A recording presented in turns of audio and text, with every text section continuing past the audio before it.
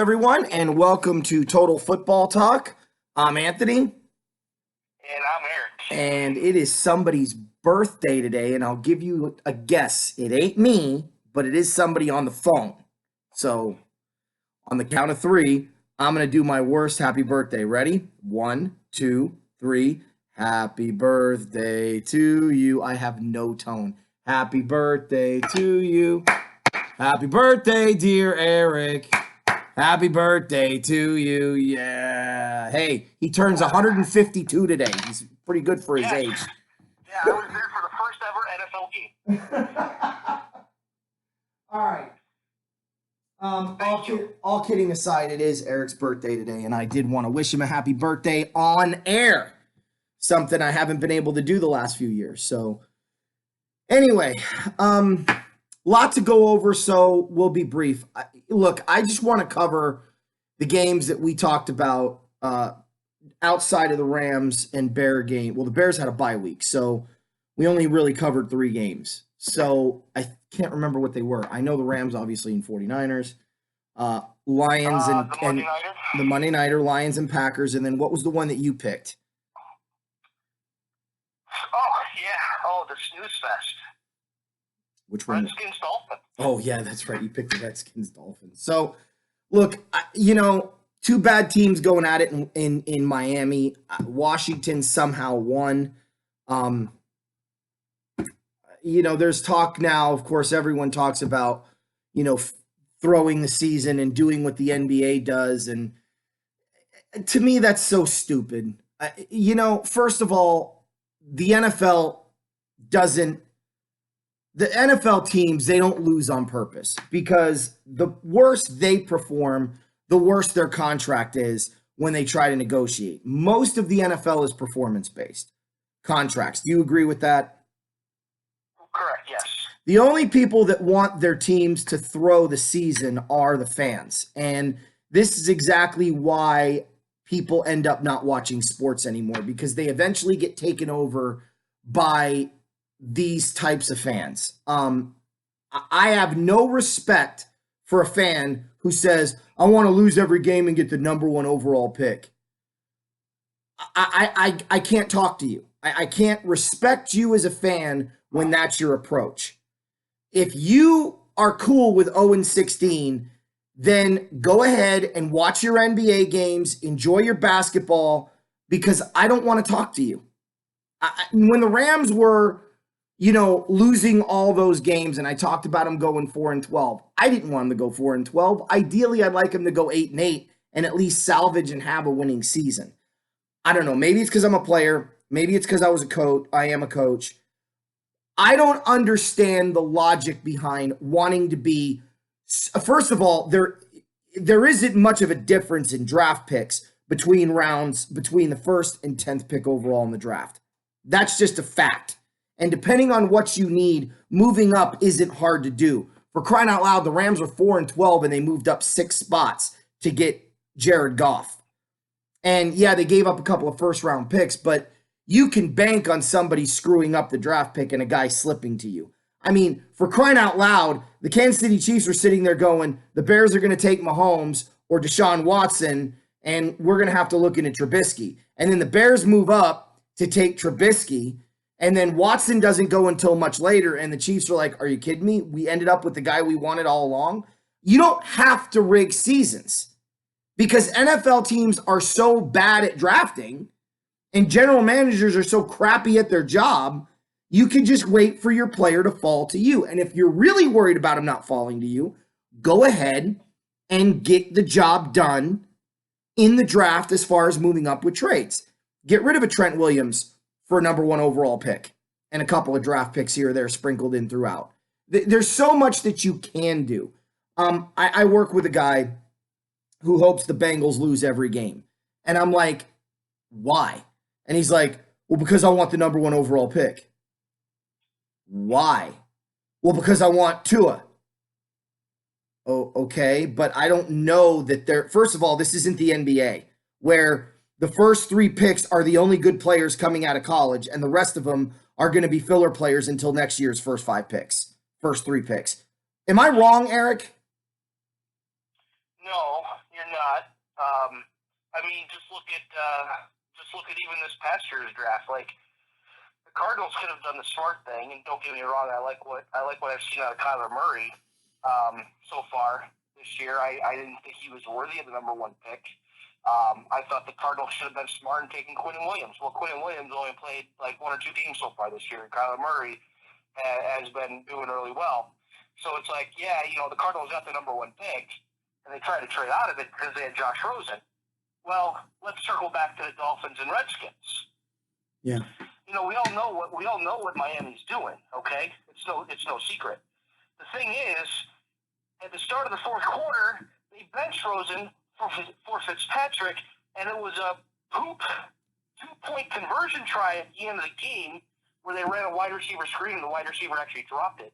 So if you're trying to tank, why are you starting Fitzpatrick? Or why are you putting Fitzpatrick in the game? If you want to tank, you keep playing Rosen. Rosen hasn't done anything this year. No, I agree. I don't think it's the organizations. It's the fans that are clamoring for it. Well, I think the organization knows. They're like, well, we already know we're going to be bad, so we're going to take Tua anyways. The slogan, tank for Tua, suck for luck type of thing. Yeah. Let's just hope Tua stays longer in the NFL than Luck does, or what that Luck did. But yeah. I'm thinking that, if the Dolphins win that game, then the Redskins are sitting in the driver's seat for the number 1 pick. But I mean, then you also got the Bengals, so it's gonna be interesting to see how this boils out in the end. But I personally think that if organizations, hold on a minute. I personally think that organizations are smarter than fans in the NFL. I don't think that organizations are smarter than fans in the NBA. But I do think in baseball and football, the fan bases are so ignorant and stupid that you can't afford to listen to them, because it's not that and here's the thing. I don't think general managers are particularly smart. I just think the average NFL fan is so dumb that they look brilliant in comparison, because I say that. Let me explain why I say that, though. I say that because I look at every draft every year, and every draft every year, you got guys going in the 23rd, 24th range that are absolute game changers that are helping organizations go to the next level. You see these teams like, the Rams, they drafted Aaron Donald in like the 12th or 11th spot in the draft.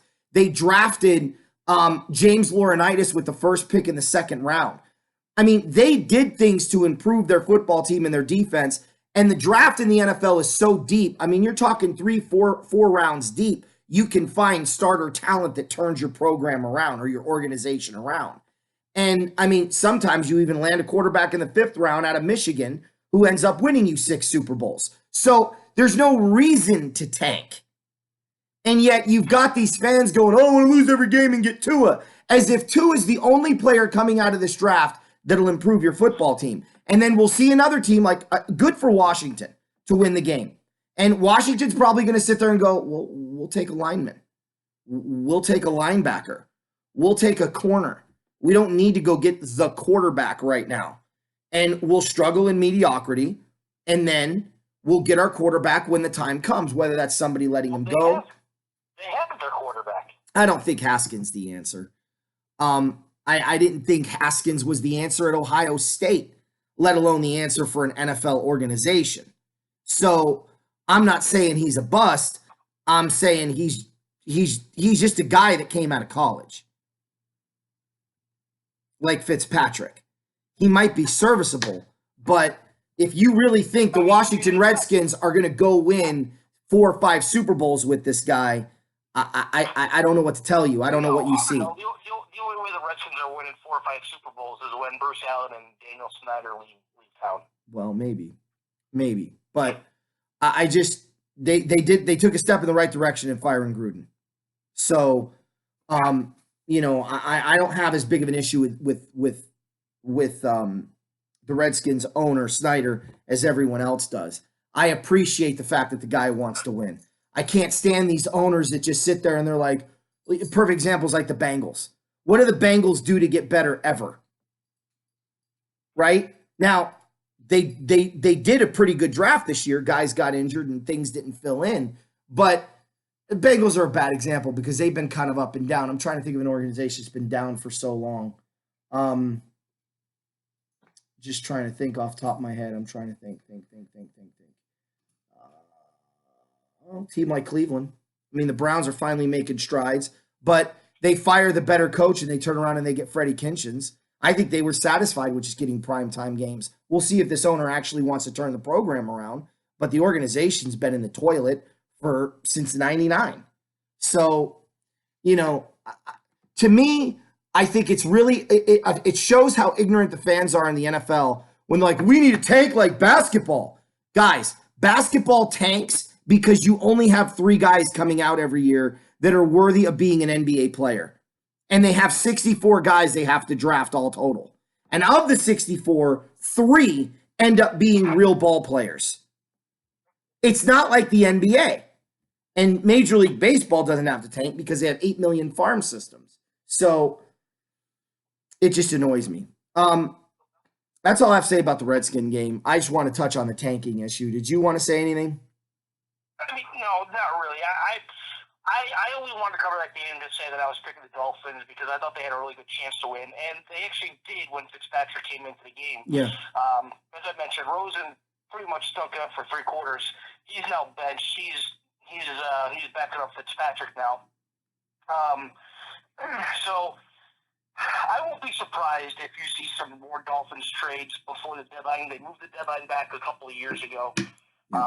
The deadline, I think there's going to be a little bit more flurry of action. We've already seen it. We'll touch on that, especially the Rams are pretty active, so we'll definitely touch on all that. But I think you're going to see Kenyon Drake traded. I won't be surprised if you see Devontae Parker traded. I mean, if you're going to do it, just go ahead and acquire draft picks. They already have quite a few draft picks after trading Tunsil, so they've done it.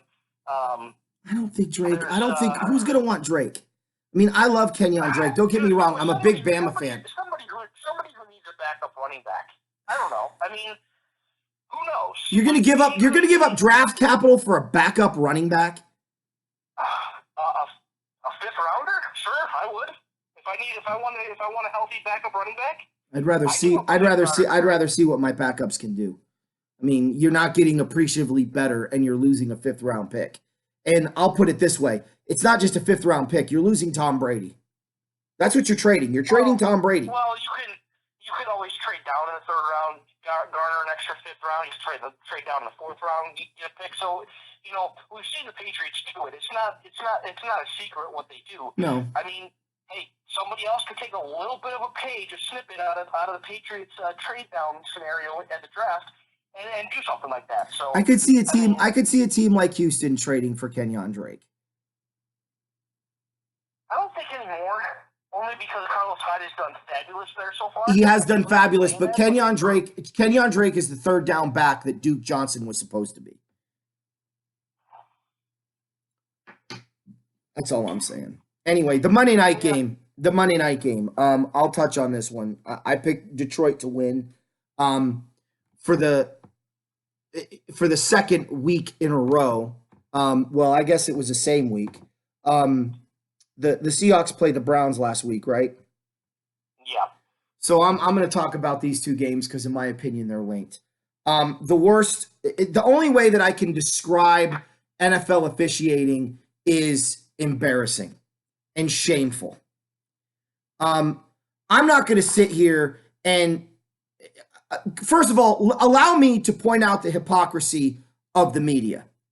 I actually heard somebody say, multiple people say, that the Browns blaming the officials for the outcome of the game. It should never come down to officials. The Browns are just making excuses. And they said the same thing about the Detroit Lions. Yet I seem to recall, I'm trying to think, I believe it was a playoff game played, might have been last year. It could have been a few years ago. I think it was last year. I think there was a championship game where I heard for 2 weeks after the outcome was concluded that the officials cost the NFL a great Super Bowl. I seem to recall a rule change because the elites were so much in a tiff about the outcome of a no call And they continue to say all summer long that the officials cost this team the football game. So when the shoe's on the other foot, and it's a quarterback like Aaron Rodgers or a quarterback like Russell Wilson, all the officials don't cost you games. But when it's Drew Brees, it's a whole nother story.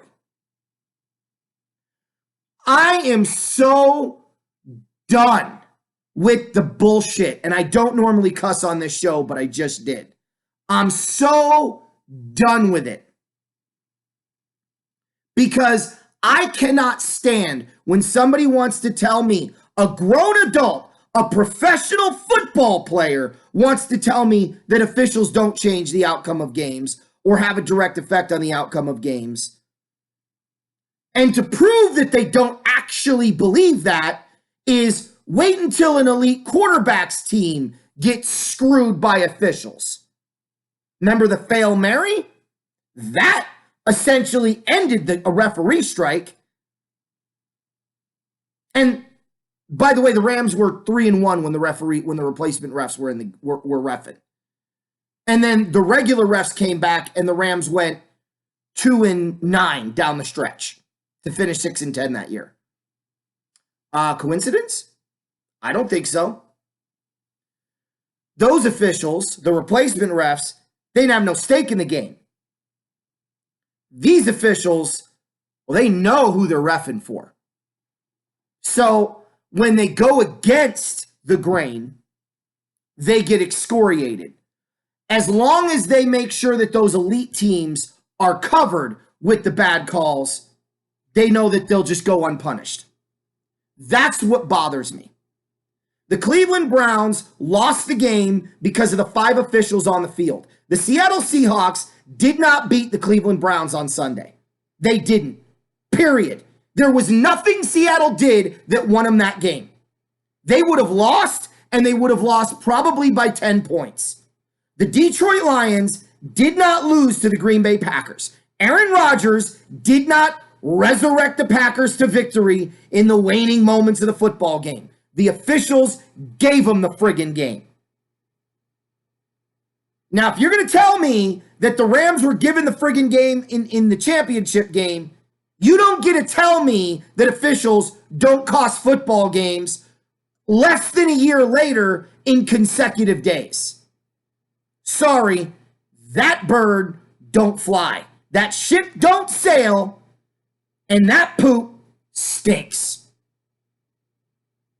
So it is a shame that the best game of the day got ruined because somebody put money on Green Bay and went ahead and officiated the game that night. I'm saying it. That's exactly what happened. Prove me wrong, NFL. Prove me wrong. You won't.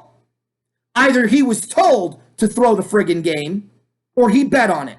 And let's not pretend like these guys don't bet on games. We already know the NBA refs did and probably still do. So I don't want to hear it.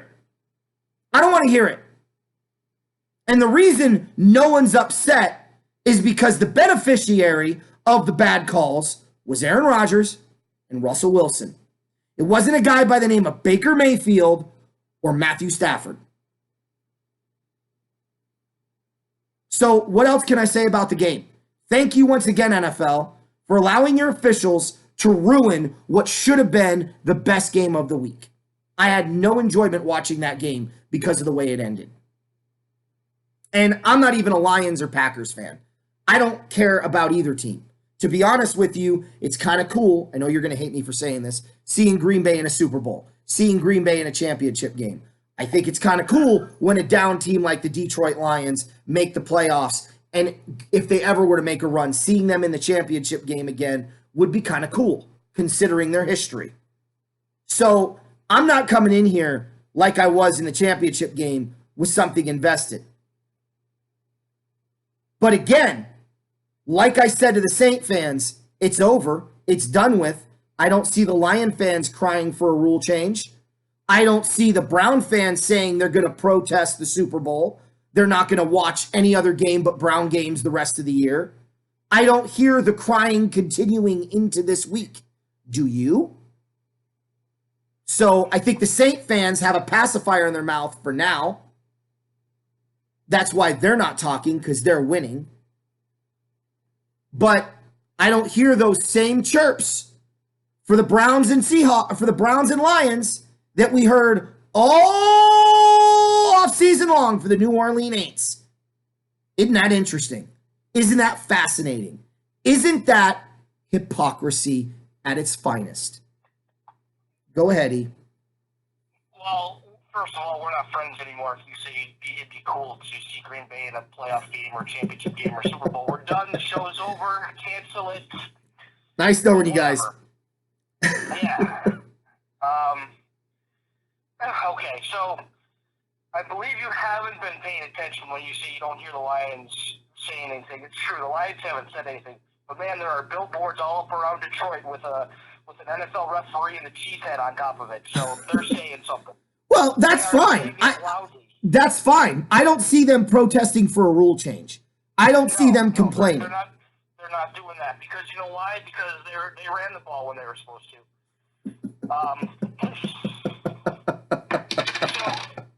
So I watched the whole game. It was listen. Let me just comment on the game first. First of all, I enjoy listening to Booger McFarland in the booth with Joe Tessitore. Yeah. Like it or hate it, however, if you don't like the Monday Night Football crew, that's fine. I respect your opinion. I like to know why, like whether or not you like them or don't. I love Booger in the booth, and the reason why is, boy, was he getting ticked off in the fourth quarter, especially when the Lions were getting flagged for penalties that should never have been penalties. The targeting penalty that the Lions secondary got called on.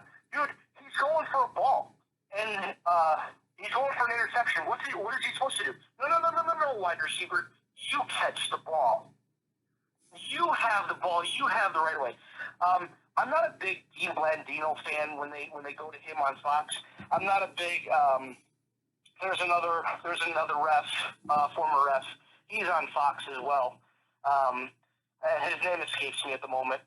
But they had Terry McAuley in the Monday night booth, or in the studio, and he explained everything to a T. He's like, yeah, I don't agree with that call. This shouldn't be that. This shouldn't be this either. For some reason, like, I enjoy him in the booth rather than the other two guys that they have as rules analyst expert, whatever the heck they're called. And Terry McAuley told it exactly like it was. And when they're like, where is the hands to the face on Trey Flowers? Like, we can't see it. So somebody, but the Players Association or the owners brought it to the table to last offseason to where they had the eye in the sky, where they had another ref who would whistle down. I think it would prolong the game a little bit longer. But man, if it's to get calls, right? No, Eric. What they need to do is simple. They don't need to prolong the game anymore. They need to tell these officials that if you blow a call that is obvious and clear in consecutive weeks, thank you for your employment. Here's your pink slip. We will go get us a college ref. Because the college game ain't that different. There is some differences. But they've got a pool of referees right there if they really wanted to. And until I do agree with the harshness of that. I think that they should be disciplined a lot more. I know they're disciplined. Are they? From the fact that it comes from the fact that they aren't calling playoff games. Oh, that's so bad. Meanwhile, they get a consistent paycheck for 16 weeks. You can miss me with that nonsense. I don't care that the playoffs is a punishment. It's more of a reward for the ones that did their job than a punishment for the crappy ones that didn't. Tell them, okay, here's the deal. If you miss bad calls in consecutive weeks, we're going to cut your benefits. If you do it 3 weeks in a row, you're getting a pink slip. Do something. I mean, if an NFL player stinks up the joint for several weeks in a row, several years in a row, he gets cut. Adios, vaya con Dios, see you later. Hell, you can do your job and be a halfway decent quarterback like Tim Tebow and still get cut because you don't fit the mold of what the NFL is looking for and We got to protect the shield. Okay, well, protect the shield. Because these guys, they're damaging it on a weekly basis, on a game-to-game basis. Look, I happen to see the Browns and Seahawks. I happen to watch the Monday night game. I didn't watch every game. I guarantee you there's fans in every stadium going, yeah, dude, there was a bad call here, there was a bad call there. I mean, the crackback block that they called on the Browns is exhibit A of what we're talking about. You don't have to name any other penalties except the pass interference penalties that are or are not being called and are the exact opposite. Only one pass interference penalty has been reversed. Thank you, Saints. You should have ran the football. Right, exactly. Anyway, let's go. So back to the game really quick. Booger was right in one regard. Okay, you don't beat Aaron Rodgers with field goals. No. That's what the Lions did. They kicked like 3 50-yard field goals, scored one touchdown. And they couldn't do it, and they only really have themselves to blame to not getting into the end zone but once. Well, I agree with that to a point. The Lions did beat Aaron Rodgers with field goals. The problem is you're not going to beat the refs with field goals. Yeah, you could look at it that way. And that's the way I'm going to look at it. Because Aaron Rodgers has been anything but impressive this year. In every game that I've watched, Aaron Rodgers gets these 2.5 quarter lulls where you're like, really? I don't see a big difference between him and Goff at all. And then he gets a couple of these moments where he's on fire. And it's usually sparked by a bad call. Just saying. I like Aaron Rodgers. I think he's a really good quarterback. Is he a Hall of Famer? I don't think he is. That's just my personal opinion. But I think he's a really good quarterback, and I think he's like, he's kind of like the Phil Simms of our time.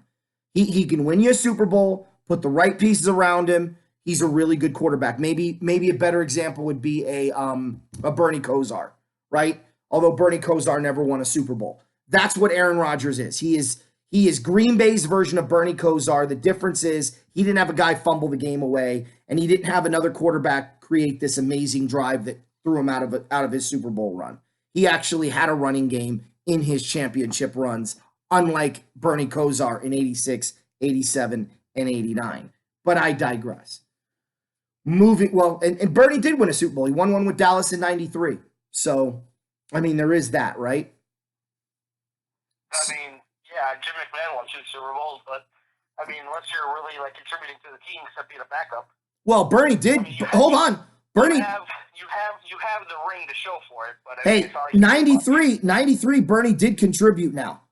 Troy Aikman went out of that game with the Cowboys up by 3, and Bernie Kosar led him to 10 points, and they beat the 49ers by 10. So they don't win that game without Bernie Kosar because the 49ers, he leads them up the field for a touchdown and put them up by 10. The Niners come back with a field goal, and then he leads them on a game-ending drive, game-sealing drive with a field goal of his own, leaving Young with 2 minutes to go but needing 10 points. So Bernie did contribute. I will give him that. You're right. Jim McMahon didn't contribute to the 96 Packers, but he did contribute to the 93 boys. Listen, moving on to the Rams. The game went exactly the way I said it was going to go. We can't stop the run. We can't protect the quarterback. And the Rams, I don't know. I saw Super Bowl 53's offense reappear. There's a lot of things that I want to get into with this game. I need to collect my thoughts and how I want to phrase this because there's a lot of blame to go all the way around, and I don't want to talk about the moves yet. Let's go ahead, Eric. I'll let you kind of take away what you thought and what you took away from that game. What I took away from that game is the 49ers took you out behind the house, behind the garage, and we're like, hey, Jared Goff, let's play real football. And Goff only threw for 78 yards. It's like, what is going on here? I'm waiting for passes to Kupp, passes to Cooks, passes to Woods. And, all I see is a Rams end-around touchdown to Woods for, an 8-yard score, and that was it. And I'm like, where is everything else? Where's the Rams offense? They're at home. They're not in San Francisco, are they? Or Santa Clara, wherever the heck they play. The 49ers just went out, executed the game plan, shut the Rams down, And what more can you say? It was just a bad week for Rams football. Now, I thought the Rams were going to win only because Gurley looked a lot better than in previous weeks. That Richard Sherman can only cover one, so that would leave two other wide receivers to get their touches. But when you have a front four that's dominating an offensive line, and Havenstein is getting called for penalty after penalty after penalty, there's only one tackle worse than Havenstein right now, and that's Garrett Bowles in Denver. I mean, it's just bad when your offensive line can't block for 2 seconds. I know Bowles is going up against those guys, but at least give him some help somewhere, like running back block, something. It doesn't matter. Put another offensive lineman in the backfield. Oh wait, you only have 5. Yeah, because we didn't So get any depth. put Aaron Donald as your fullback and have him go run over Nick Bosa. That would be fun. That would be fun. That would be fun. But they just got dominated on both lines of scrimmage. I know it was only a 13-point game, but it just seemed like the Rams were further out of it than 13 points. So here's what I noticed. Number one, the Rams defense played outstanding. Outstanding the whole game. They were on the field for a grand total of 41 minutes. And they held the Niners to 2 field goals and a touchdown. And the other touchdown, I think, was a defensive touchdown. I might be mistaken. Maybe it was 2 touchdowns, but I know one of them was on a short field. I saw the 49er defensive coordinator showing the same energy I show on the sidelines when I coach, and I saw the Rams with 0 energy on the sidelines. I'm going to say right now 2 things, and I'm going to explain why I say this. Number one, the Rams got out-coached this past weekend, plain and simple.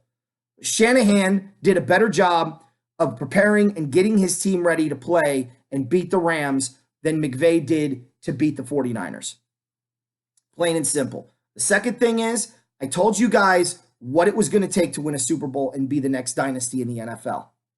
You have cover corners, cover linebackers, pass rushing D linemen.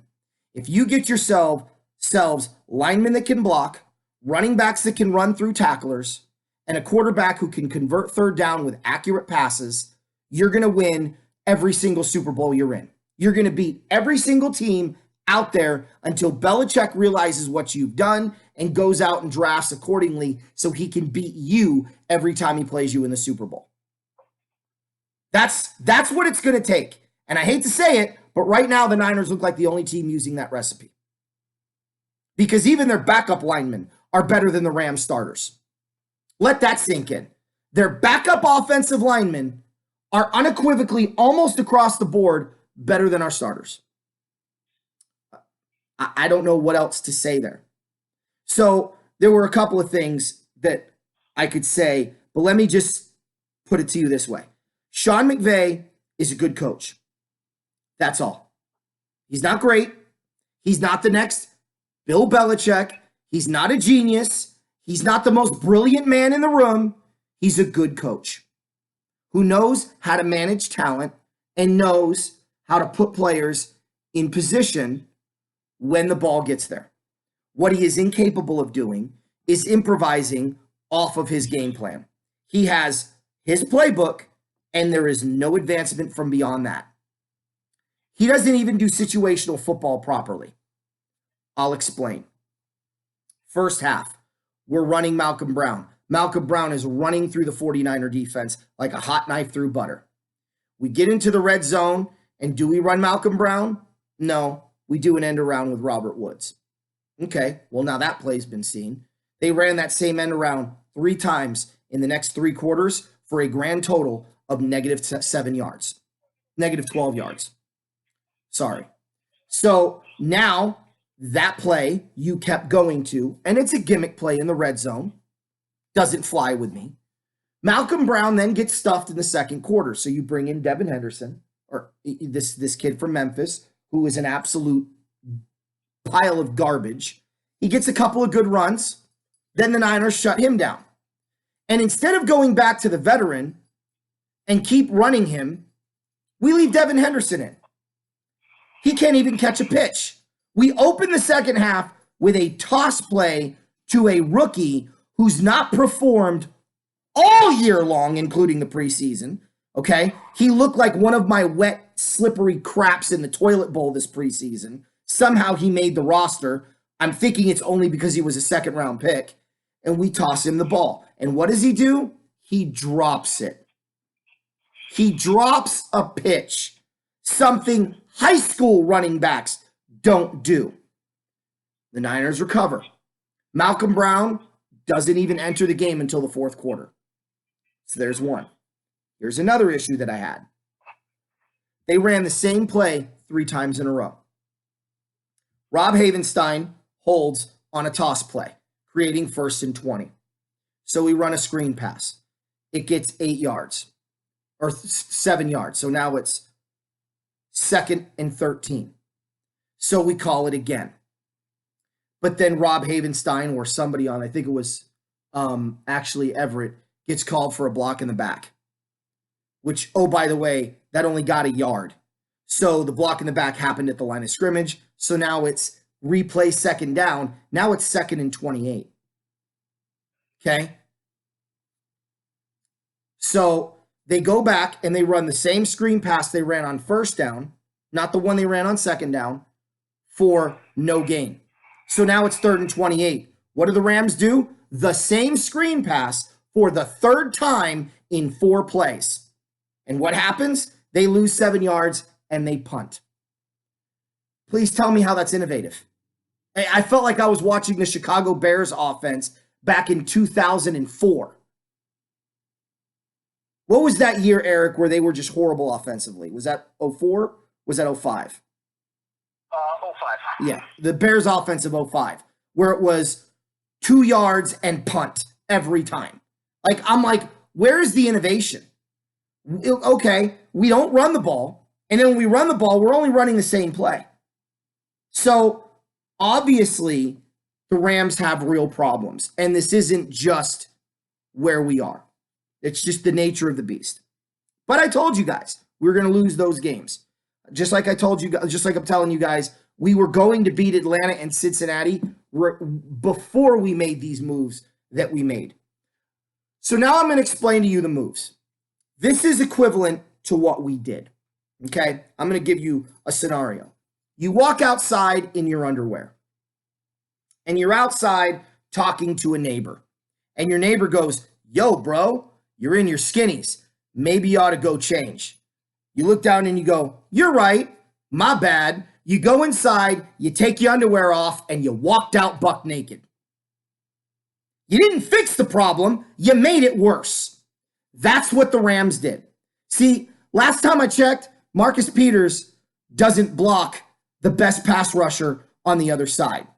Marcus Peters doesn't open up holes for the running game.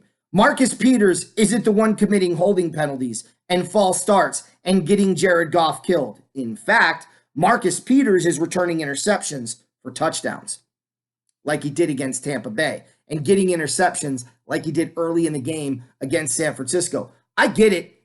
Jalen Ramsey is an upgrade from Marcus Peters. There's no question that's true. But you lost Noteboom for the season with 2 torn knee ligaments, 1 in each knee. He's done for the year. And you have Rob Havenstein on the other side. And you have a backup in Blythe playing the other guard. So your thought process was to trade the future to get a cornerback who doesn't help you at all. Defense wasn't the problem, guys. We held the Niners to 20 points. We scored 7 points. 7. Now, I'm not a genius, but I'm pretty sure Jalen Ramsey doesn't play on the O-line. So here we go again. Now, we'll beat Atlanta. We'll beat Cincinnati. But we are now in a worse position going into this stretch run than we were prior to making the trade. We mortgaged the first round in 2020 and 2021 for a corner we may or may not sign. And if you listen to Jalen Ramsey, he made it very clear that he's not sure if they're going to sign him or not. Now, you could sit there and go, oh, the Rams wouldn't have done that if they didn't. And I love how stupid Mike Golick and those guys are in the morning on ESPN, because they had Snead on an interview, and not once did they bring up the offensive line. Oh, you got Jalen Ramsey and you're all in and looks like you're making. Once again, these people don't know football. I don't know what else to say. Mike Golick played the damn sport professionally for a lot of years, and he doesn't know anything about the game of football. Because my first question would be, how exactly does Jalen Ramsey help you at guard and tackle? Both guard positions and both tackle positions. How is Jalen Ramsey going to help you score more than 7 points a game when you can't block anybody? They don't want to ask those hard questions on the radio. Would look dumb. They wouldn't look dumb. He would look dumb. Do your job. You're a journalist. What do you mean you don't want to ask the hard questions? Then why interview the guy? Why even bring him on? What's the point? I don't give a flying fart about any other question as a fan. And I'm pretty sure a lot of people out there who follow the Rams, fans or not, don't give a flying fart about the trade. They want to know why the Rams didn't make the moves they didn't make. I'm watching old football games from the 80s. They're talking to head coaches, and they're hammering all week long Marv Levy on why he's playing Jim Kelly over Frank Reich in 92 in the AFC Championship game. So much so that Jim Kelly got angry and left the room. But it was the right question. Dude had the greatest comeback in NFL history. Dude beat the Steelers on the road. Why are you going with a quarterback with an iffy knee going into the Super Bowl? Now, it turned out to be okay. But they asked the hard question. So I don't know what to tell you. I look at this trade and I go, we're not winning this year for sure now. And anybody out there is like, oh, the Rams are going to the Super Bowl, bro. I don't know what to tell you. You're either blind, oblivious, or you're too locked up in fantasy football that you forget there's 5 guys that have to protect your quarterback and open up holes for your running game so you can throw the ball downfield. Jalen Ramsey's not going to help with any of that. Okay, so instead of losing 20-7, we're going to lose 10-7. We're going to lose 13-3, like the Super Bowl.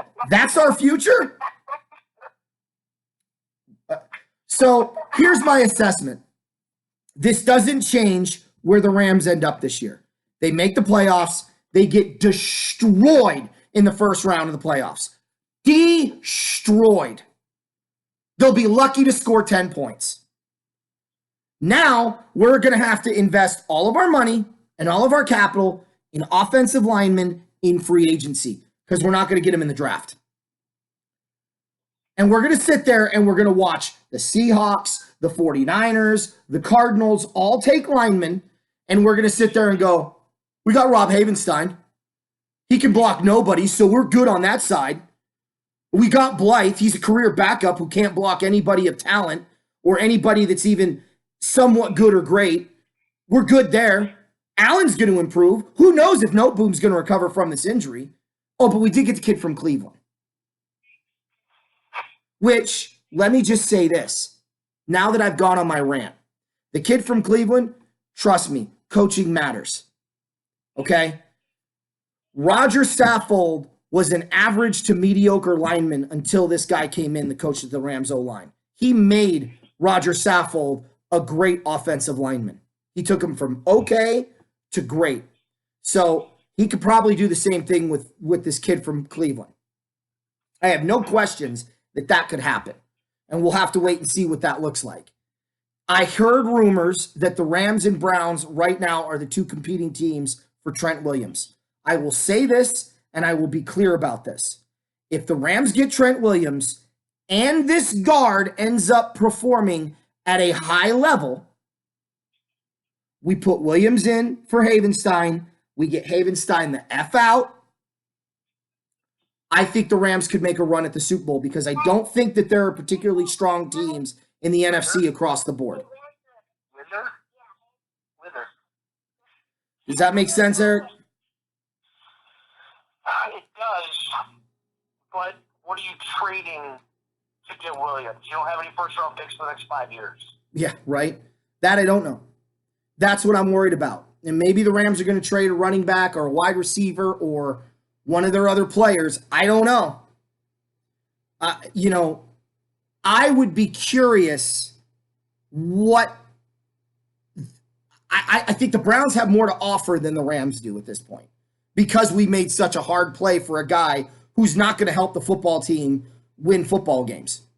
Like Jalen Ramsey's a great corner. He's the best shutdown corner in football. I don't disagree with any of that. But we weren't losing games 46-44 and giving up 350 yards receiving every game. That wasn't the issue. We can't stop the run, and we can't stop the pass, or we can't stop the pass rush. That's the problem. And Jalen Ramsey doesn't fix any of that. So, but I mean, he will shut down the other team's best wide receiver. Okay. Tell me one game where the other team's wide receiver, with the exception of Tampa, okay, because that was a monstrosity to begin with. Tell me one game this year where the number one receiver killed us. You gotta go back 2 years when Ramsey was actually decent. What, right? But yeah, the way it sounds, the way it looks, I don't think Trent Williams is traded by the deadline. I think with the new coaching staff, they're going to try to convince him to come back. Yeah. Well, the new interim coaching staff there. Well, because Callahan is his former coach. He was the O-line's coach. Yeah. So I don't disagree with that. Why would you can, yes, he's an asset you can get a lot of picks for, but you're going to have to replace him anyway. So why not just keep him? He is up there in age too. That's the other issue. What are you going to mortgage to go get? Look, this Jalen Ramsey trade for me, I like Ramsey. I think he's a great corner. I think he's the best cover corner in football, and I think he could shut down half the field when his mind is right. That's the other problem, when his mind is right. And with Aqib Talib, when he does come back, you've got the best zone cover corner in football. So now you could say, okay, you lock up that side of the field. We're going to go ahead and put him in zone, and we're going to zone to this side of the field, and we've eliminated now both sides of the field from the defender, which is going to allow the defense more time to get to the quarterback. Now, I know the thinking is, well, that's going to create more 3-and-outs, more opportunities for Goff, more short fields, more points, and the Rams are going to win games that way. Okay, you're right, until you play a team like San Francisco again, when they run the ball. Until you play it, and they'll beat the Niners in San Francisco because Goff always plays well in San Fran, and the Niners might have things wrapped up and are a little cocky going into that one, and the Rams may need it more. But come the postseason, when you have to go on the road and you have to play somebody, I don't know that you can go to anybody in the North and beat them in their home place with this offensive line and defensive line, for that matter. Because outside of Aaron Donald, the defensive line isn't that impressive either. Fowler's more of a linebacker D-end hybrid, but this team isn't winning the Super Bowl this year. And now I have real questions if we're going to be able to win it next year because we just mortgaged the future for a guy we may not have next year. I heard Snead go, well, our thinking was in the draft, are we going to find a player the caliber of Jalen Ramsey where we'd be picking in the first round of next year's draft? And honestly, the answer is no. Well, wait a minute. What are you talking about? Because if you need a lineman and you can find a Jalen Ramsey type lineman in this year's draft, this draft had a ton of linemen, and the next draft has some good prospects in the first round that might slip to you because everyone looks for skilled players, and linemen always make it to the 29th, 30th pick in the draft every single year. So yeah, even into the 34th and 35th pick. So yeah, you could. But if you're talking about skill players at the DB position, no, probably not. But are you telling me that you were going to draft a DB number one overall with your first round pick to begin with? Because if you were going to do that, I had real question marks. So you essentially are telling me that going into this draft, you were going to draft a defensive back number one with your number one pick. That's what you're telling me.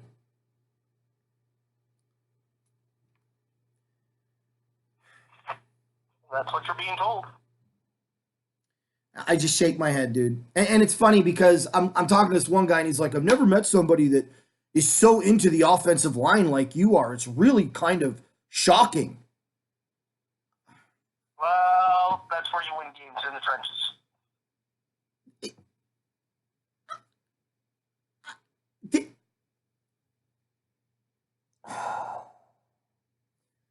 How in the hell can you be a fan of this sport and not understand the significance of the five guys up front? How can you be an athletic director, a general manager, a head coach, a O coordinator, a D coordinator, a casual fan in the stands, and not understand the significance of those five guys? I saw Trent Dilfer win a Super Bowl because the O-line was great. I don't know what else to say. And yet we keep pretending like the solution is to have all these superstars at all the skill positions and then take the field with the worst O-line in football. And you're going to be good. But these are the same people that also like tanking. So can I really be surprised? I don't understand why. Yes, maybe I focus on it more than other people, but that's because I've been seeing the Rams add pieces to make a Super Bowl run.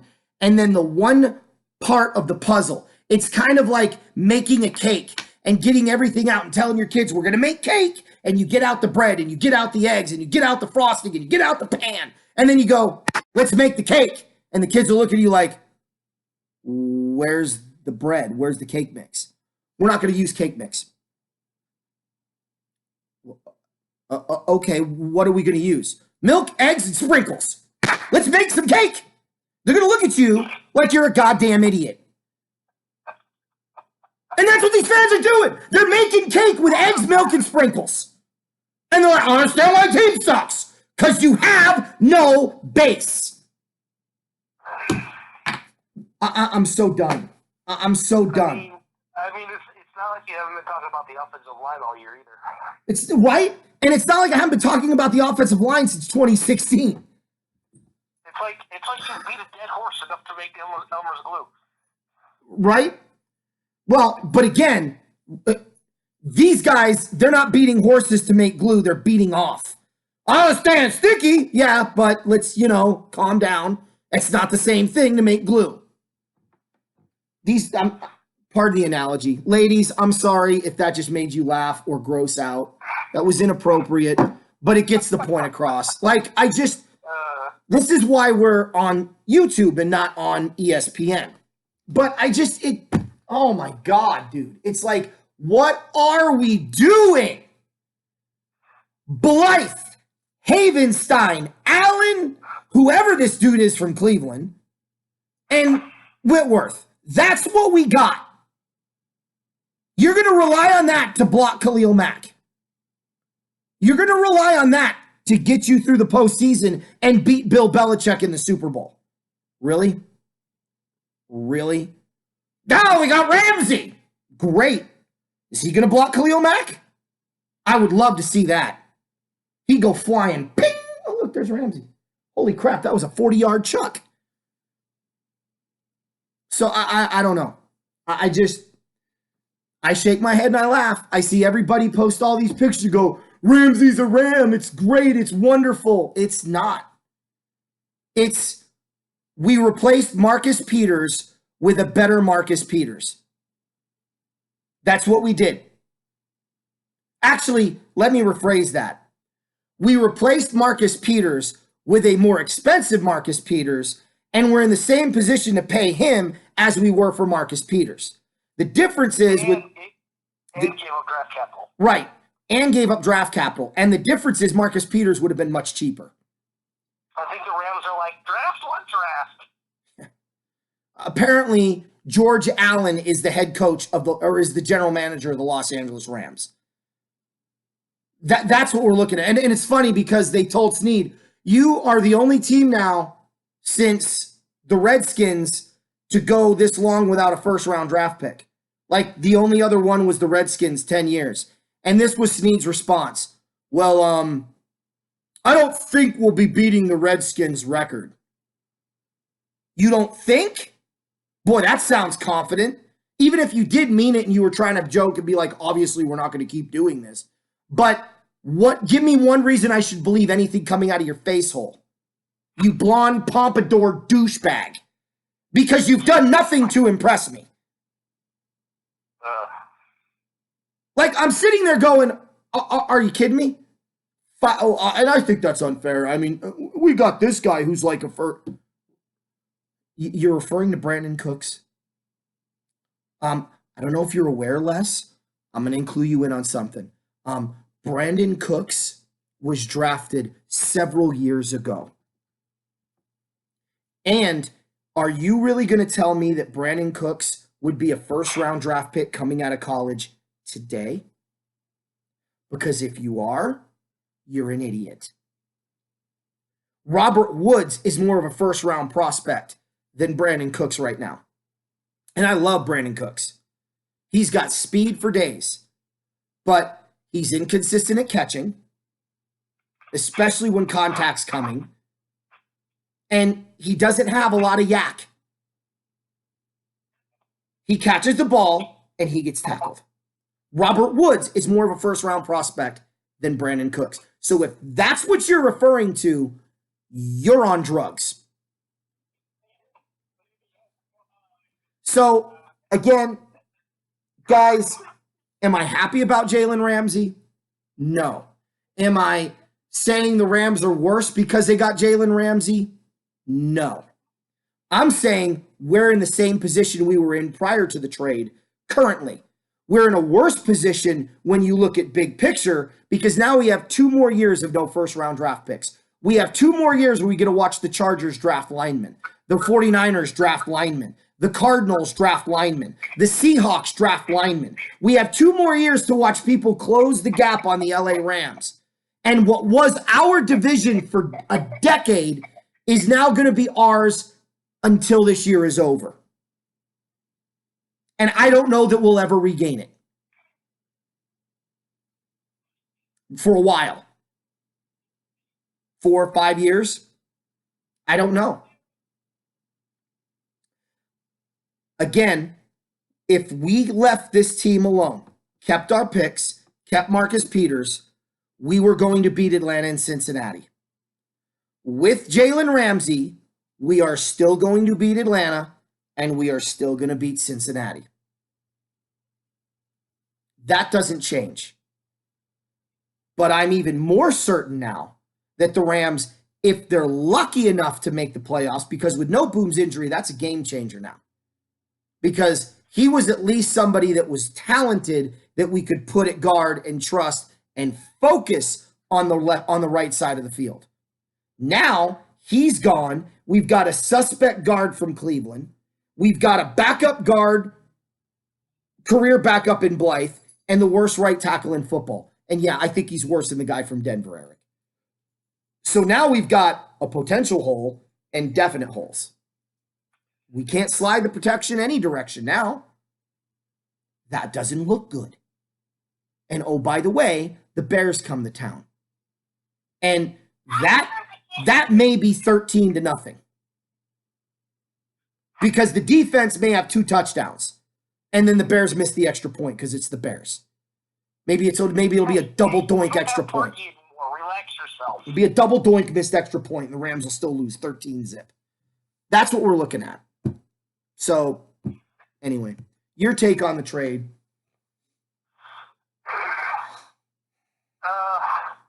I was surprised when I heard that they traded Marcus Peters out, and then they bring in the linebacker from Baltimore. I'm like, okay, what are the Rams really doing? And then, of course, like a couple hours later, Ramsey goes to the Rams. And I'm like, seriously? Like, then I see what the Rams gave up, and I'm like, really? I mean, is Jalen Ramsey basically worth what Khalil Mack was worth in a trade? No. No, and it was head-scratching for a moment, and I know Jacksonville did not want to trade him within the conference, but they goodness he didn't go to Philly for some reason. The Rams were probably one of the last teams I would have expected, to be honest with you. And, you know, if it helps their defense shut down Julio Jones this weekend, then, I mean, it's a win there. They would have shut down that anyway. For 200 yards. The concern is going into this game, we don't have Talib.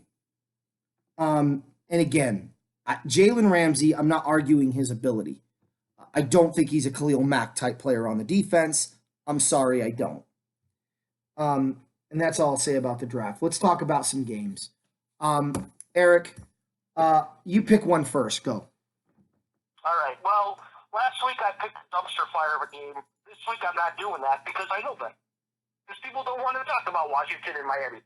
What they do want to talk about is a battle for first place in the AFC South. Houston at Indy. Indy's coming off of a bye week, so they're rested up. But Houston came off a huge win in Kansas City. And, Houston looks good. I like this game for one reason. It's in Indy. I want to see how Houston really responds to going on back-to-back road games in two places where it's going to be tough for them. I think it's great momentum building for Houston throughout the rest of the regular season, and I think they need it, especially after getting trounced in the playoffs at home last year by Indy. Now it's a different Indy team. We know that because Andrew Luck is not behind center or under center.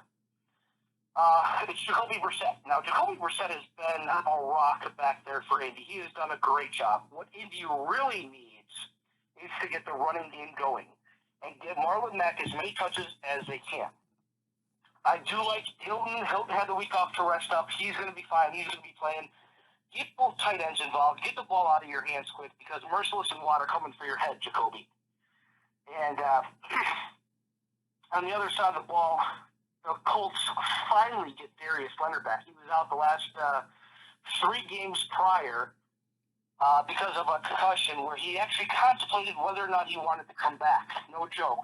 He even said, he's like, I was really contemplating if I should come back or not. And he is back, and I think that's a huge boost to Indy's defense. Yeah. What I liked about Indy the last time I saw them in a game action was that their left side, which included Quentin Nelson, just pushed the Kansas City Chiefs backwards all day in KC. Now, I'm expecting the same thing against Houston, but I think that Houston's got the more talented offense behind them. I do like Watson. I like what he did against Kansas City. I like this game 31-30 Houston pulling off the win in Indy. I don't think, for me, I'm not as excited for this game for 2 reasons. One, Houston, we talked about once Luck retired, this was it. So let me just tell you, if this is that close or Houston struggles with Indy, and I'm not saying it's going to be a blowout, Eric, but if they struggle, there's bigger problems in Houston.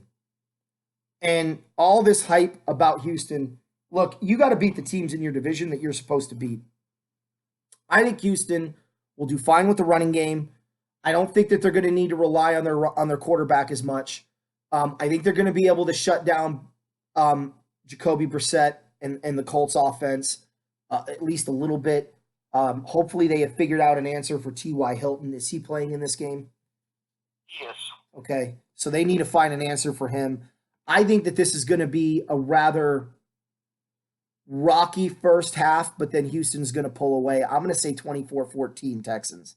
I think at the end of the day, if they can't find solutions to this offense in Indy without Luck, they have no luck in the future against Mahomes. And I know they just beat Mahomes, okay? But they beat a hobbled Mahomes, okay? I don't know that they're going to beat Tom Brady. I don't think that they're going to beat more of those elite-style quarterbacks in the postseason. So they got to show me that they can put this team away. So I'm going to go 24-14 Houston because I do think they're just a better football team overall. The game that I'm going to pick, I've been up in the air on. Everyone's talking about Philly and Dallas, and I could give a flying fart about Philly and Dallas. I thought about Baltimore and Seattle, but it's in Seattle. The Ravens are still one of those inconsistent, average teams to me, you know, that Seattle may pull a victory out of. So I'm going to look at a game that I'm interested in because I want to know where they're at growth wise. So I say that, let me start with this. I don't think they're going to win this game, but I'm curious because I want to know what kind of game it's going to be. If it's a blowout, then they're a long way away. If it's close to an average game, like a 14-point game, then I think we could see real growth from this team. And maybe as a fan of this team moving forward, you can get invested and go, okay, there's some growth. I'm talking about the Monday night game between the Patriots and Jets. I don't think the Jets are going to win. I don't think it's going to be a particularly great game, but I'm just hoping that it's not a boring game. I think New England will win this game probably 31-21, 31-20. But even if it's 31-17 and the Jets show some real life, I think there's potential there moving forward from a Jet fan standpoint. I'm not talking about this game to talk about New England. New England is New England, and they're going to talk about New England until the cows come home. For me, this is more about where are the Jets, and that's what I'm interested in. So come Monday night, I'm going to sit down. I'm going to get my iPad out, and I'm going to watch this game, at least the first half, just to see where are the Jets on this spectrum, because a lot of people are talking like they're trash, and other people are talking like they're improved, and I don't know that it's either. I will tell you this much. Darnold makes a big difference for that offense, but he also makes a huge difference for that defense because that defense plays better when Darnold is in the game and they know he's their quarterback. And this is a quarterback that I was not sure about coming out of the draft, that I wasn't sure about once he was drafted. And as I've been watching his growth, Jet fans, he reminds me of a slightly better version of Ken O'Brien. You can win with Ken O'Brien now. The Jets prove that. Put the right pieces around him. A lot of people forget in 1986 he was the number one rated passer in football that year. So he can do some things for you, and I think Aaron Donald is better than Ken O'Brien. And the Jets haven't had a quarterback since him. So keep your fingers crossed that he turns out to be the real deal. But I've been impressed with him so far. Your take, E. Yeah, I think they came out and made a statement against the Cowboys, and Darnold was especially missed in the previous few games that he had missed because he had mono. I mean, they didn't have a serviceable backup that could keep them in games. And I mean, Luke Falk went from starting to on the street in a matter of a day after he got trounced by Philadelphia. Yeah. And don't get me wrong, Philadelphia's D decided to show up and actually play the game, and they just took out their frustrations on the Jets. But they got Darnold back, and immediate dividends was paid off when Darnold came back against the Cowboys. A 92-yard pass for Robbie Anderson. Like, where's Robbie Anderson been all day? I'll tell you where Robbie Anderson's been all day. He's been out there on the field. You just haven't seen him because he's not catching any passes because they don't have Sam Darnold on there. And those two have a really good rapport. We're supposed to have a really good rapport coming out of preseason in camp when they were hooking up with passes. Yeah. So when one of those two go out and they are not in there, and you don't have that rapport with the other quarterback because he doesn't get any of the snaps, that makes a big difference. What I thought was weird from the Jets when the week before Darnold came back was that Darnold got a lot of the first team reps over Luke Falk. And I was like, that is very odd if he's not going to play, if he hasn't been cleared. What are you doing getting reps for? Like, give the reps to the starting quarterback. That's who deserves it. And you could tell. You could tell in the game when the Jets played that Luke Falk did not get the majority of the reps and he was lost. Can I give you? He just had no idea where to go with the ball. Can I give you the answer? Darnold comes back. Yeah. So as a head coach, I could tell you why this was actually not a bad move. Aaron Donald had been out for Aaron Darnold had been out. Is it Aaron? Sam Darnold. Why do I do that? I mix him and Aaron Donald up all the time. Sam Darnold had been out for a little bit already. The idea was, and I don't think it's necessarily bad. You kind of look at your schedule and you go, I'm willing to sacrifice this game to win this one the next week. And I guarantee you, Darnold told him, I could play against Dallas.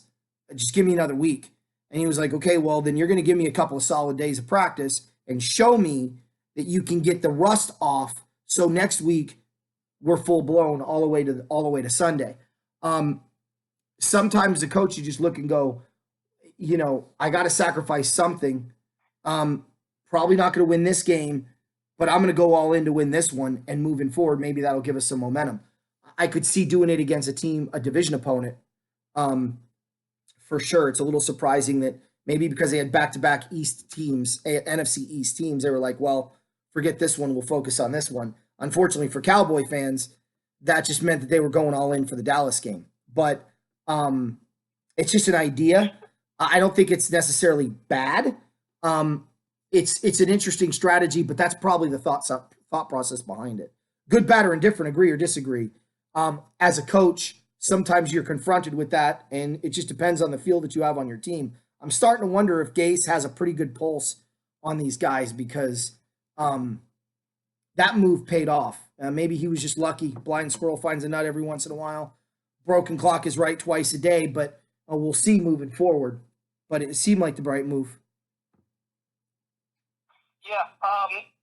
With that being said, I still like the Patriots in this game. I expect the Patriots to get off to another slow start. Most likely no Josh Gordon in this game. No Matt LaCoste, their tight end. Michael Bennett is suspended. So really they got Edelman, Dorsett, and they got Izzo, and then their three running backs, Burkhead, Michelle, and James White. I do expect the Patriots to start slow. Maybe we get down by 7 or 10 points early on, but I think they need to come back.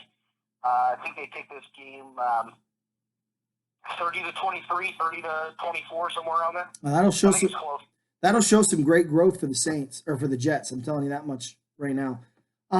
Speaking of the Saints, let's get to the Bears-Saints game. Bears are back from a break. We haven't talked about them in a few weeks. I want to get them some love here. The Bears, at least. I think for Chicago, and I'll let you do you could do the Bear game last and then start with the Ram game and then I'll end.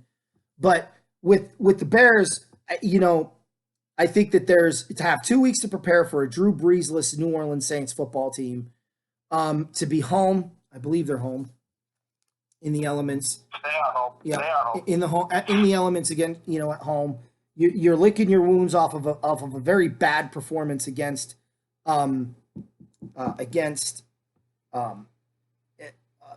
Oakland. I think that the Bears will find out what your head coach there. Why am I calling him Gase? What's his name? Nagy? Thank you. We'll find out what kind of coach Nagy is, because coming out of bye weeks against a good opponent after a bad loss really tells you how good of a coach you really have. Again, that's why I think the Rams have a good coach. I don't think they have a great coach, but I do think they have a good coach because McVay does do this really, really well coming out of bye weeks. And I think, we got to see what Nagy can do. But when I look at this game, Khalil Mack against Bridgewater, because I do think he's going to be on Bridgewater a lot. I think whatever was ailing him or hurting him or whatever was being used against him against Oakland isn't going to be the same, isn't going to have the same effect going forward, because I do think other guys are going to step up. I think this is going to be a competitive game. I'm going to go, it's going to be an odd score, but I'm just going to go with what my guts tell me. I'm going to say Bears 19, Saints 16. I think it's going to be a close game. I think it's going to be close all the way through. I think Bridgewater is probably going to have a fumble, maybe on a strip sack, maybe while he's moving up in the pocket to avoid the rush, but there's going to be a turnover late that's going to seal it for Chicago or put Chicago in a position to avoid overtime and win the game in regulation. I think it's going to be a great game, though. I think the Saints are a good football team. I think it's the best win on the Rams' resume so far, and I don't think that Teddy Bridgewater is a bad quarterback at all. And moving forward, I think that this will be a good win for the Bears as well. But it's a must-win for Chicago at this point as well. And I don't think it's a must win for New absolutely. Orleans. Yeah, absolutely a must win for the Bears, especially coming off what I call an embarrassing loss to the Raiders in London. I've had two trains of thought on this. Where I was earlier in the week was that the Saints were going to beat the Bears. When I got to Friday, I changed my tune. Now the Bears lost Akeem Hicks to IR, so there's a big body in the middle that the Bears have lost. He's a candidate to return later on in the season. The Bears lost Kyle Long, which you may not think losing an offensive lineman is a good thing, but now we don't have to worry about Kyle Long because he wasn't that great this year anyways. Yeah. He was just a body there to try to block somebody, but he wasn't doing a great job of it. So maybe the running game takes off a little bit better this week now that Kyle Long is out. Kyle, if this was your last Bears game against the Raiders, I wish you well. I appreciate everything you've done for the Bears. But I think we all knew this time was coming when you restructured your deal to make it to where the Bears could get out of your deal after this year anyways. Yeah. So with that being said, I found out Friday that Alvin Kamara is out for this game along with Jared Cook. Ooh. That's where my tune changed. They're like, okay, Bears are going to win this game. Now there's a couple things working against the Bears in this week. The last 5 years, the Bears are 0-5 coming off a bye week. Teddy Bridgewater is 21-12 lifetime as a starter, 4-0 this year. Something's got to give. Something has to give, okay? Because Teddy Bridgewater cannot go on continuing to win games at the pace that he's winning games while Drew Brees is sitting out. Your backup quarterback's not supposed to do that, but that's what they paid Bridgewater for. To not go to Miami, to go to New Orleans, and to do what he's doing this year. So, New Orleans, I tip my cap to you on this, but remember, you should have still ran the ball. With that being said, that gives Latavius Murray. That means Latavius Murray's got to run the ball. And the Bears are very familiar with Latavius Murray. Yeah. Now, if Latavius Murray pulls a Josh Jacobs and runs for 123 yards and 2 touchdowns, then I'm mailing in the season on the Bears right now. And Latavius Murray is the next greatest running back to ever play. But that's not going to happen. The Bears know Murray. The Bears are not traveling to London. They're not traveling with 3 days prior to the game. And they're not going to be dog-tired like they were against the Raiders. Yeah.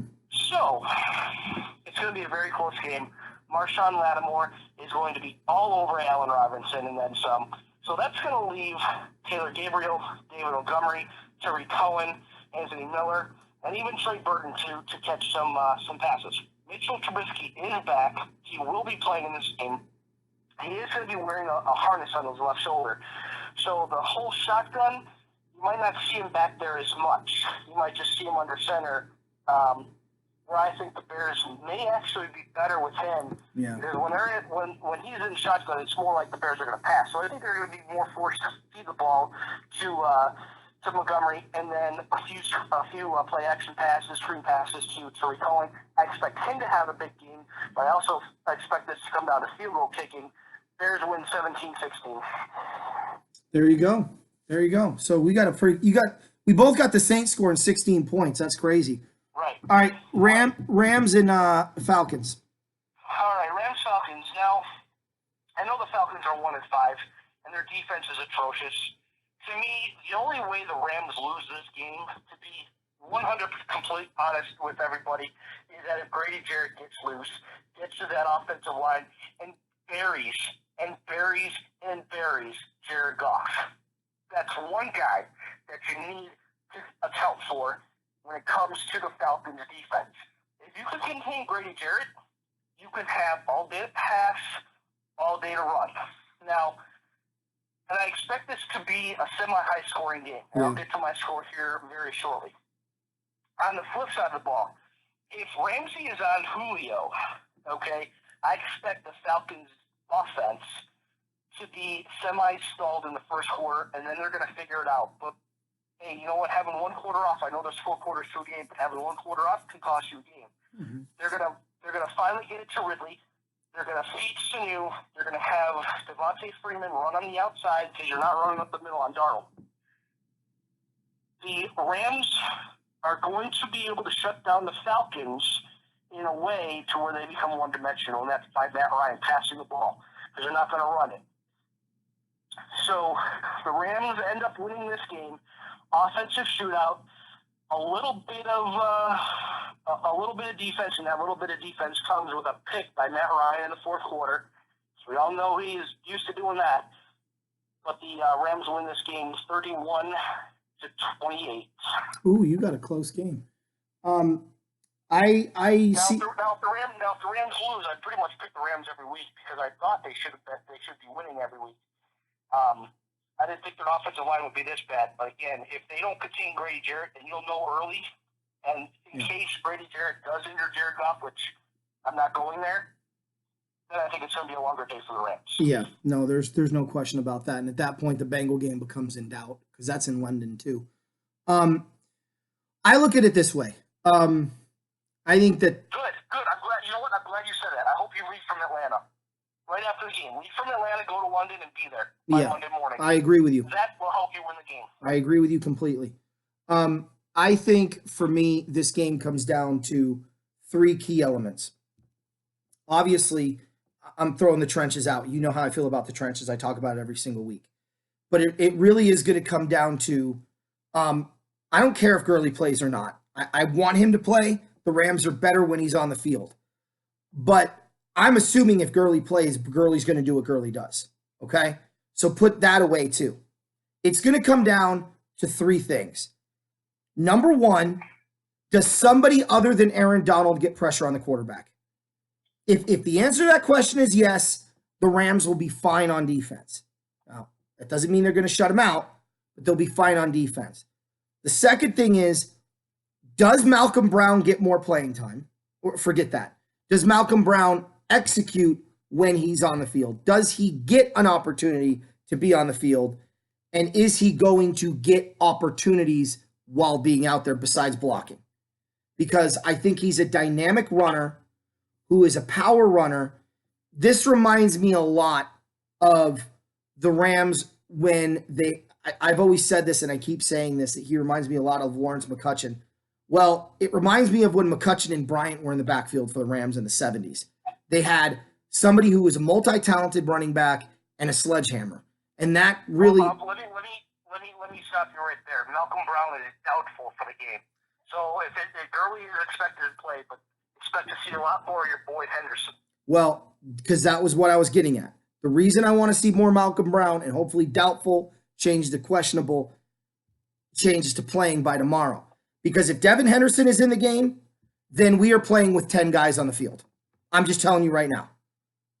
Whenever Devin Henderson's in the game, we have 10 players. We have 10. You realize you're saying his name wrong again, right? Probably, but it's not worth remembering because he's garbage anyway. What's his name? Daryl? Daryl. Yeah. Maybe because I'm wishing I had Devin Henderson. I'll tell you what. Before I let you continue, I'll tell you this much, that there's a Chicago radio host in the morning that I listen to. He also called the Chargers San Diego. So at least I know you're not the only weirdo out there. Yeah, there you go. Daryl Henderson is not an NFL running back. He's barely a college running back. I've said that. I'll keep saying it. So when he's on the field, we will be extremely limited, which brings me to my third thing. Because I did know about Malcolm Brown's injury, and I did know about the probability of him not playing, which means Henderson has to play more. So this is where the third element comes into play. And yes, I'm talking a lot about offense, and there's a reason for it. Brandon Cooks has to have himself a day. Because when Brandon Cooks has a big day, there's usually 3 or 4 big chunk passes that were completed downfield. It's never because he turned a screen pass into a 50-yard run. It's because he turned a fly route into a reception. Okay? Brandon Cooks has to have a big day. He has to match either Julio Jones or Sanu yard for yard. Now, he doesn't have to match him catch for catch, but he's got to match him yard for yard. Now, that being said, I do think that 2 of those 3 things are going to happen. I'm hopeful that Malcolm Brown will see the field, but I'm expecting that he won't, and especially if he's doubtful on Saturday. With that being said, I think the Rams are going to score a lot more points this year or this game. I think the Rams are going to win this game 36-27 over Atlanta. It could be as high as 43-27 if Jalen Ramsey gets a pick six. If there's a defensive touchdown in this game, the Rams will get in the 40s. And everyone will be like, oh, look at how great the Rams are. And they're going to forget that they played Atlanta. Except for the Ram haters, they're going to be like, well, yeah, they played Atlanta. But unfortunately, in this situation, they're not going to be wrong. So I do think that the Rams defense will make enough plays. I do think Brandon Cooks will have a big day. And I do think that that Malcolm Brown probably won't see much playing time. So I do think because of that, there will be some stalls on the Rams drives. But I think you're going to see the Rams win this thing. I'm going to stick with 36-27. I think they win by 9. I think it's over. Atlanta tries to make it close at the end. Maybe they get a touchdown and try an onside, but I'm going to stick with 36-27. I just think that there's more weapons on offense for the Rams, and I don't fear anybody on the Falcons D-line like I have the last 3 weeks. So I think that that'll create some opportunities for the Rams offense as well. Any disagreement? No, the Falcons went on the road and lost to the Cardinals.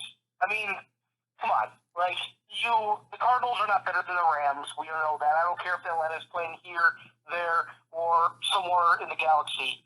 But the Falcons they should be better than their 1-5 record. There's a reason they're not. It's their defense.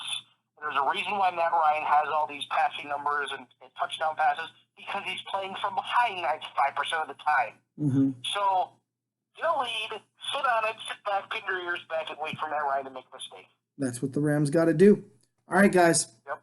One more time. Really quick question for you.